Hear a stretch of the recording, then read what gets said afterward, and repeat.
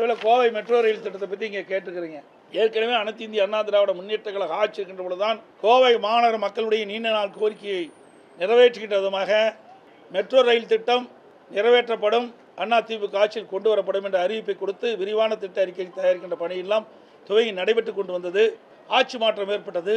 ஆட்சி மாற்றத்திற்கு பின்பு திராவிட முன்னேற்ற கழகம் ஆட்சிக்கு வந்த பிறகு கிட்டத்தட்ட 3 ஆண்டு காலம் அது கிடப்பிலே போட்டு விட்டார். 2024ஆம் ஆண்டு தான் மத்திய அரசுக்கு ஒரு விரிவான திட்ட அறிக்கை அனுப்பி வைத்தார்கள். அந்த விரிவான திட்ட அறிக்கையில் பல குறைபாடுகள் இருந்த காரணத்தினாலே அதை மத்திய அரசு திருப்பி அனுப்பப்பட்டது. அதற்கு பிறகும் அவர்கள் முழுமையான விரிவான திட்ட அறிக்கை மத்திய அரசிடம் சமர்ப்பிக்கவில்லை. 2011 மக்கள் தொகை கணக்கீட்டின்படி தமிழ்நாடு அரசு மெட்ரோ ரயில் திட்ட பணிக்கு விரிவான திட்ட அறிக்கை தயாரிக்கப்படுகிறது. மெட்ரோ ரயில் திட்ட பணி ஒரு மாநகரத்துக்கு வர வேண்டும் என்று சொன்னால் சுமார் 20 லட்சம் மக்கள் தொகை கொண்ட மாநகரமாக இருக்க வேண்டும் என்று விதி உருவாக்கப்பட்டிருக்கின்றார்கள். ஆனால் 2011 மக்கள் தொகை கணக்கெடுப்பின்படி 15,84,000 பேர் இருப்பதாக இவர்கள் விரிவான திட்ட அறிக்கையில் குறிப்பிட்டிருக்கிறார்கள். அதனால் இந்த திட்டத்தில் பல்வேறு பிரச்சனைகள் குளறுபடி ஏற்பட்டுவிட்டது.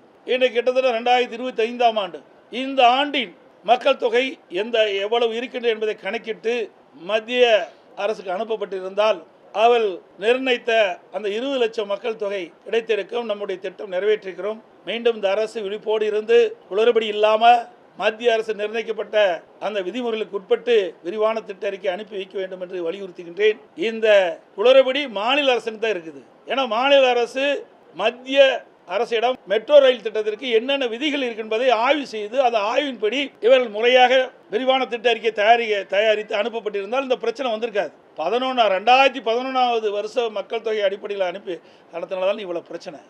அப்பொழுது இருந்த மக்கள் தொகை அடிப்படையில் அனுப்பிய காரணத்தினால் 20 லட்சம் பேர் ஒரு மாநகரத்தில் வசித்தால்தான் இந்த மெட்ரோ ரயில் திட்டம் வரும் என்ற நிலை இருக்கின்ற காரணத்தினால் இந்த குளறுபடிகளால் தற்போது நிறுத்தப்பட்டிருக்கின்றது. அதேபோல் மதுரை மாநகராட்சியிலும் அதே நிலைதான்.